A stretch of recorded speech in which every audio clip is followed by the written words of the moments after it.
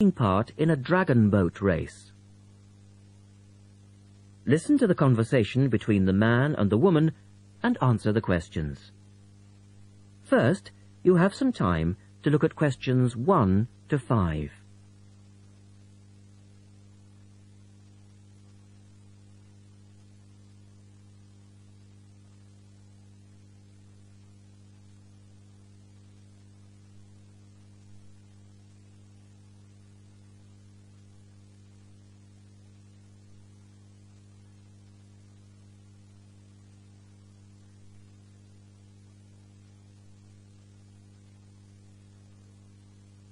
You will see that there is an example which has been done for you. On this occasion only, the conversation relating to this will be played twice.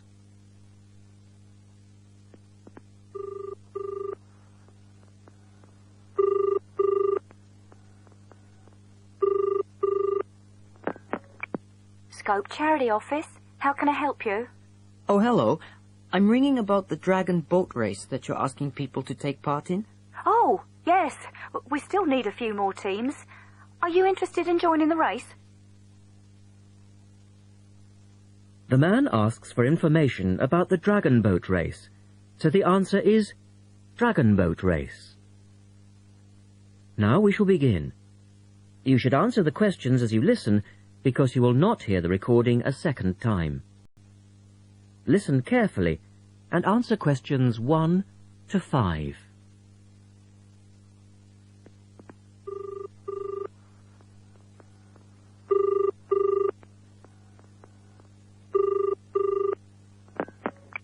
Scope Charity Office. How can I help you? Oh, hello. I'm ringing about the dragon boat race that you're asking people to take part in. Oh, yes. We still need a few more teams. Are you interested in joining the race? Yes. We want to enter a team, but we don't know anything about it. Could I ask you for some more information first? Of course. I don't even know when it's being held. It's taking place on the 2nd of July. Is that a Saturday? No, it's a Sunday. It's a much more popular day and more people can take part then. Right. And where's it being held? At the Brighton Marina. Oh. I'm an overseas student. Could you spell that for me? Yes. It's Brighton Marina. That's M-A-R-I-N-A. Do you know where it is? I'm not sure. It's a couple of miles past the Palace Pier. Oh, yes. I know it. You take a right turning off the coast road, or you can cycle along the seafront. That's good. What time does the race start? Well, the first heats begin at 10 a.m, but you need to register half an hour before that, at 9:30, and we really recommend that you aim to be there by 9. It's a good idea to arrange a meeting place for your team. Right. And the race is to help raise money for charity? It is. We're asking every team member to try and raise £35 by getting friends and or relatives to sponsor them. Every crew member will receive a free tournament T-shirt if your team manages to raise £1,000 or more. Oh, that's quite good. Also, we're holding a raffle.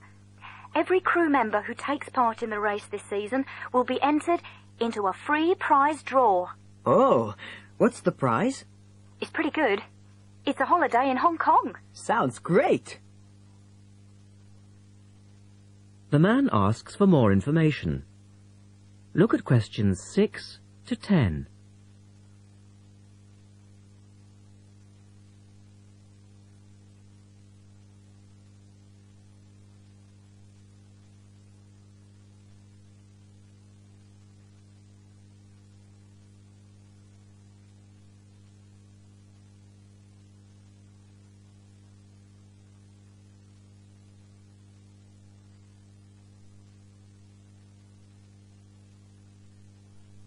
Now listen to their conversation and answer questions 6 to 10. Is there anything else you need to know?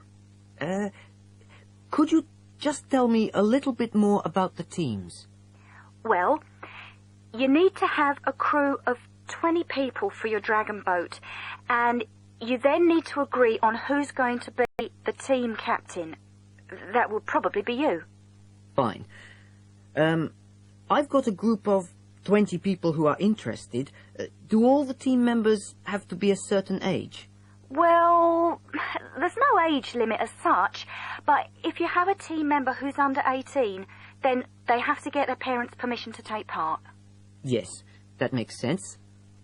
It isn't dangerous, but we do have boats that turn over in the water, and for that reason we need to insist that everyone wears a life jacket as well. And you can hire life jackets from us when your team arrives. What do you advise people to wear? Well, most people wear a t-shirt, shorts and trainers. I certainly wouldn't recommend that you wear jeans or boots. In fact, it's a very good idea to bring some spare clothes. Okay. It can get quite cold and wet if the weather's bad, and there's quite a bit of hanging around, especially if you qualify for the semi-finals or the final. I see what you mean. Have you got a name for your team? Oh, not yet, no. Well, you need to decide on one and then put it on the entrance form, which I'll send you. Oh, okay. So, if you'd like to give me your address, I'll be happy to send details first class. That is the end of section 1. You now have half a minute to check your answers.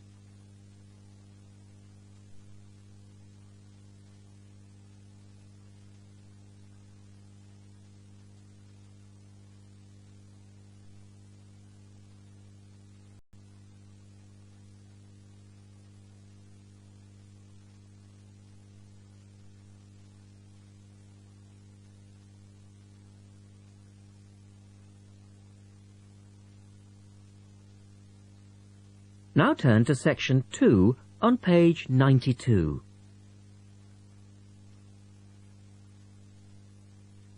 Test 4, section 2. You will hear a talk by a wildlife specialist on a type of bird called a kiwi. First, look at questions 11 to 15.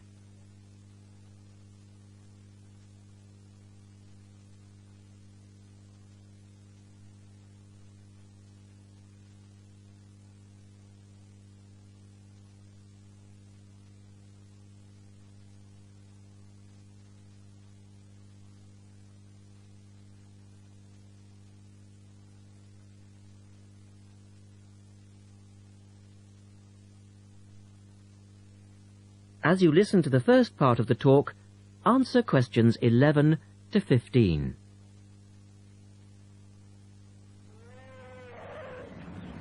Ladies and gentlemen, welcome to Auckland Zoo on this sunny Sunday afternoon and to our special Kiwi fundraising event. My job is to tell you all about the amazing little Kiwi, and your job, hopefully, is to dig deep in your pockets. Now, for the benefit of our overseas visitors here today, I should explain first of all that the kiwi is the national bird of New Zealand, and sometimes New Zealanders themselves are known as kiwis. Now, while kiwis in the wild are a rare sight, the kiwi as a symbol is far more visible. Apart from being in toy stores and airport shops all over the world, you'll find them on our stamps and coins. The kiwi is the smallest member of the genus Apteryx, which also includes ostriches and emu. It gets its name from its shrill call, which sounds very much like this. Kiwi! Kiwi! Kiwis live in forests or swamps and feed on insects, worms, snails and berries. It's a nocturnal bird with limited sight, and therefore it has to rely on its very keen sense of smell to find food and to sense danger. Its nostrils are actually right on the end of its long beak, which is 1/3 of the body length. Now, here's an interesting fact. Although kiwis have wings, they serve little purpose, because the kiwi is a flightless bird. Since white settlement of the islands, kiwi numbers have dropped from 12 million to less than 70,000. And our national bird is rapidly becoming an endangered species. This is because they're being threatened by what we call introduced animals. Animals which were brought to New Zealand, such as cats and ferrets, which eat kiwi eggs and their chicks. Now look at questions 16 to 20.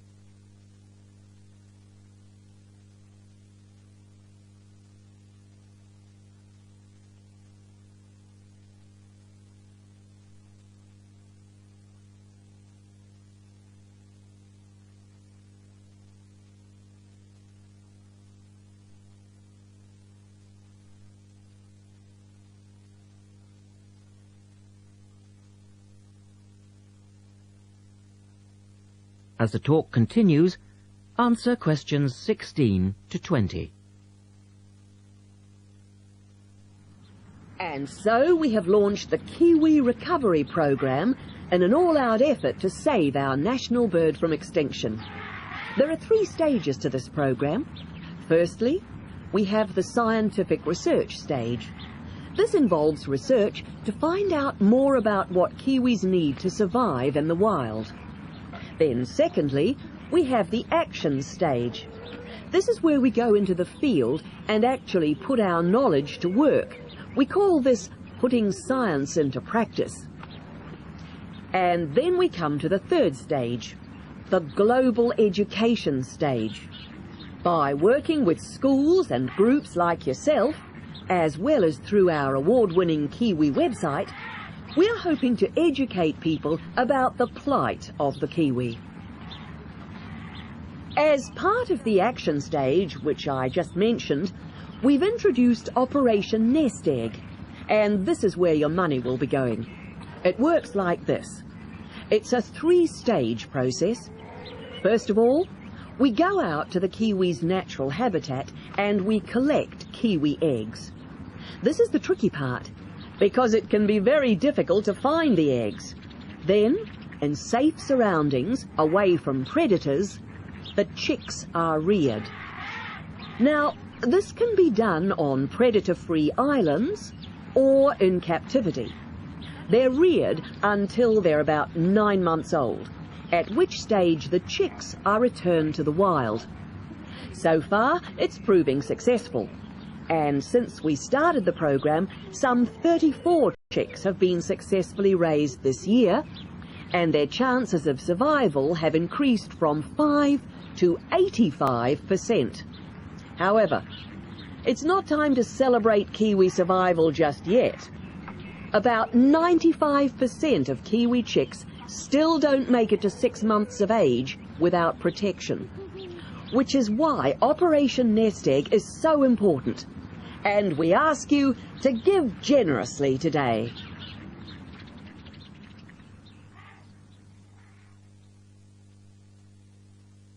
That is the end of section 2. You now have half a minute to check your answers.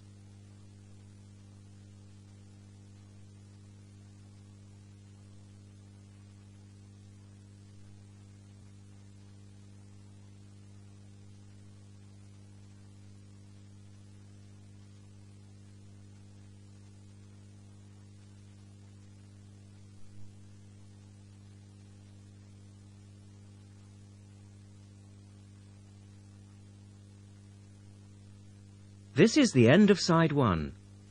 The test continues on side 2.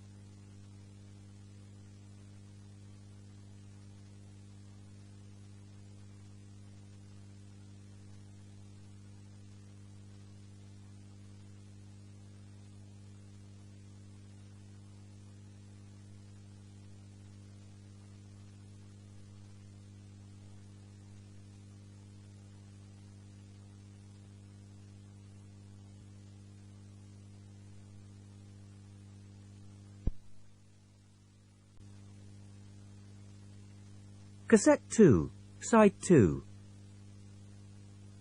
Now turn to section 3 on page 94.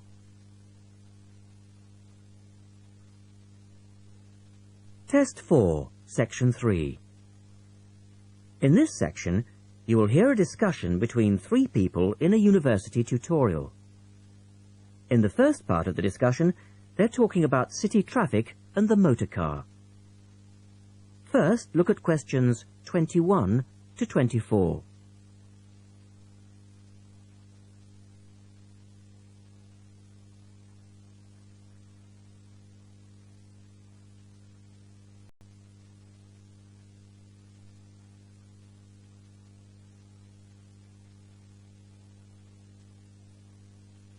Now listen to the first part of the discussion and answer questions 21 to 24. We're very pleased to welcome Professor Isaac Nebworth to our tutorial group today. And he's come to share one of his pet passions with us, city traffic and our Western dependence on the motor car. I believe questions are quite welcome throughout. Thank you. Well, I know you're all very familiar with the superhighway here in Melbourne, but do superhighways automatically lead to super wealth, as our politicians would have us believe? I think not. Can you give us an example of what you mean exactly? Sure.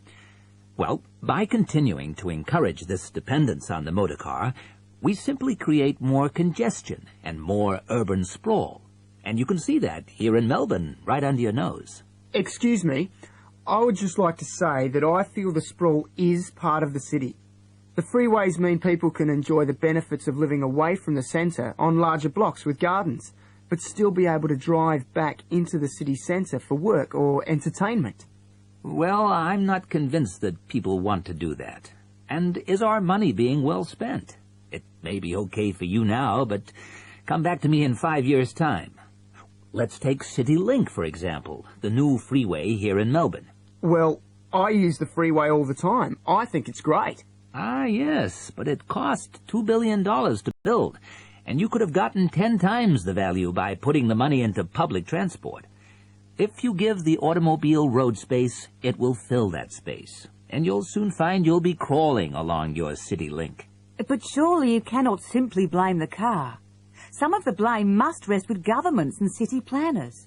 Well, there is an argument, surely, that building good roads is actually beneficial because most new cars these days are highly efficient.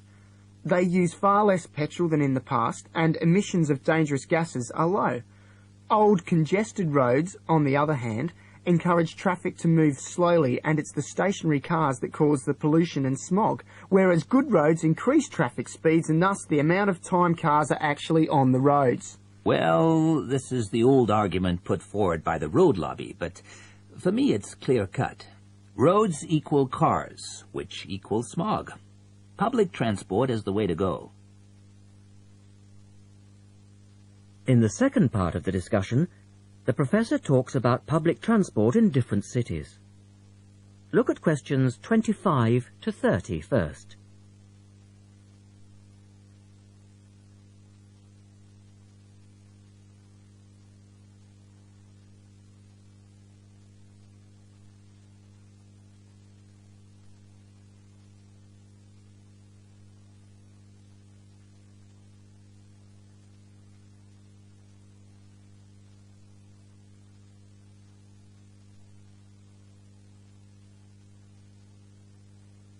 As you listen to the discussion, complete the questions about public transport. Now, on that topic of public transport, I read somewhere recently that Australia isn't doing too badly in the challenge to increase the use of public transport. Better than America, granted. But by comparison with Canada, it's not so good. For instance, if you compare Toronto with the U.S. metropolis of Detroit, only 160 kilometers away, in Detroit, only 1% of passenger travel is by public transport, whereas in Toronto it's 24%, which is considerably better than Sydney, which can only boast 16%. Well, I think it's encouraging that our least car-dependent city is actually our largest city. 16% of trips being taken on public transport in Sydney isn't too bad. But it's a long way behind Europe. Take both London and Paris, for instance, where 30% of all trips taken are on public transport. Well, they do both have an excellent underground system. And Frankfurt comes in higher still at 32%. I understand that they've been very successful in Copenhagen at ridding the city of the car. Can you tell us anything about that experiment? Yes, indeed. Copenhagen is a wonderful example of a city that has learned to live without the motorcar. Back in the 1960s, they adopted a number of policies designed to draw people back into the city. For instance, they paid musicians and artists to perform in the streets. They also built cycle lanes, and now 30% of the inhabitants of Copenhagen use a bicycle to go to work. Sydney, by comparison, can only boast 1% of the population cycling to work. It could have something to do with all the hills? Then they banned cars from many parts of the city, and every year 3% of the city parking is removed. And by constantly reducing parking, they've created public spaces and clean air. Really? There are also freely available bicycles, which you can hire for practically nothing. And, of course, they have an excellent public transport system. Well, that's all very well for Copenhagen, but I'd just like to say that some cities are just too large for a decent public transport system to work well, particularly in areas with low population. Because if there aren't many people using the service, then they don't schedule enough buses or trains for that route. I accept that there's a vicious circle here, but people do need to support the system. And secondly, the whole process takes so long because usually you have to change. You know, from bus to train, that sort of thing. And that can be quite difficult. Ultimately, it's much easier to jump in your car. And often it turns out to be cheaper. Sure, but cheaper for whom? You or society? We have to work towards the ideal, and not give in all the time because things are too difficult. Anyway, let's move on to some of the results of the survey, which I think you'll agree. That is the end of section 3. You now have half a minute to check your answers.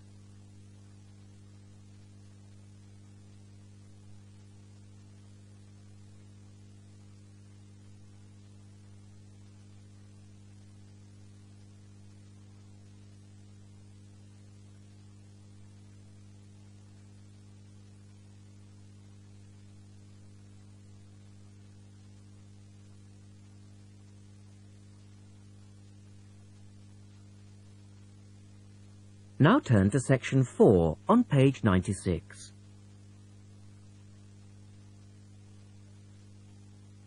Test 4, section 4. You will hear a lecturer talking about food preservation. First, you have some time to look at questions 31 to 37.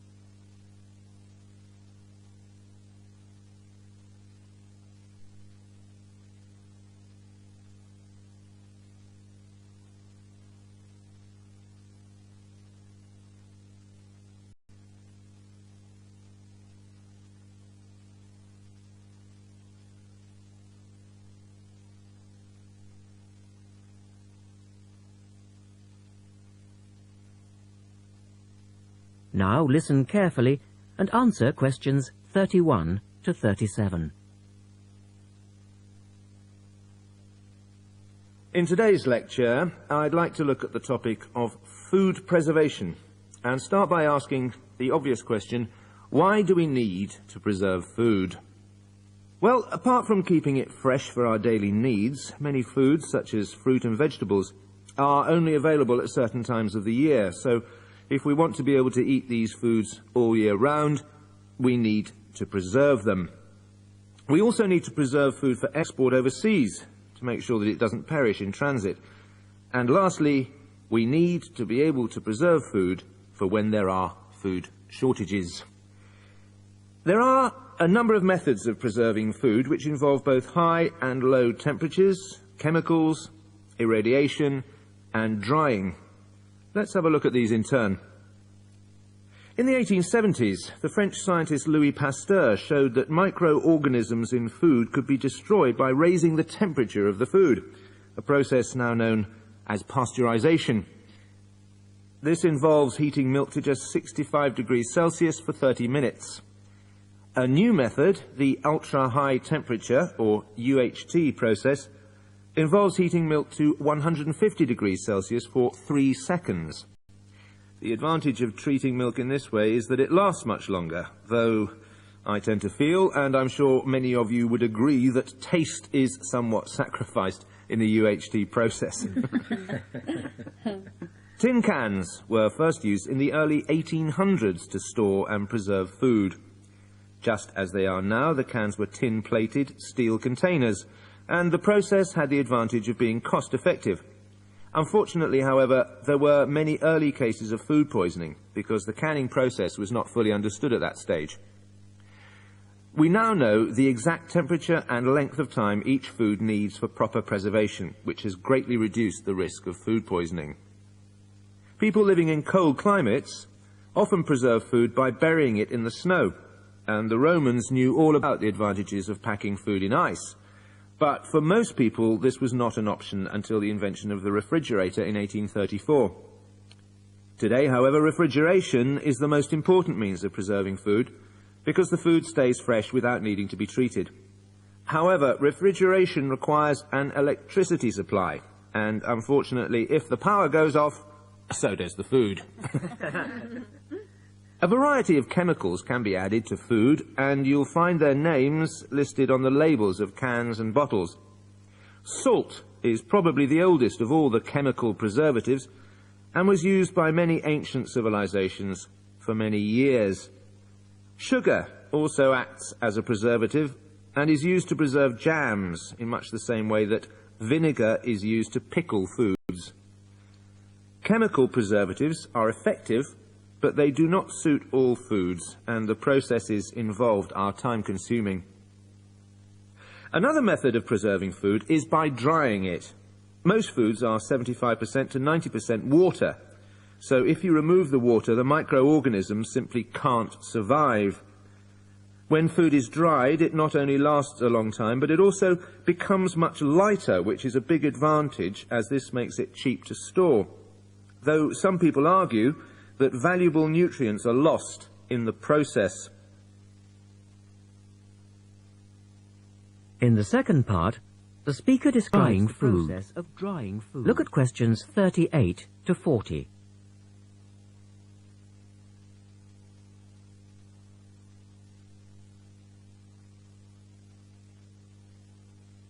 Now listen carefully and label the diagram. Early methods for drying food involved cutting it into strips and hanging it in the sun or over fires. But there are now a number of more modern methods which involve the use of recent technology. One of these is known as roller drying, and it's a highly effective way of making dried foods from liquids, such as soup. Have a look at this diagram to see how it works. Well, first of all, the hot soup is poured in at one end here. The liquid spreads to form a thin layer on a heated belt. The liquid dries as it moves along. By the time it reaches the end of the belt, all the water has evaporated, leaving only dry powder. A blade then scrapes the dried material off the roller and captures it in powder form. All you have to do is add boiling water, and you have your hot soup back again, ready to drink. Another method is called freeze drying, and for those of you who still remember... That is the end of section 4. You now have half a minute to check your answers.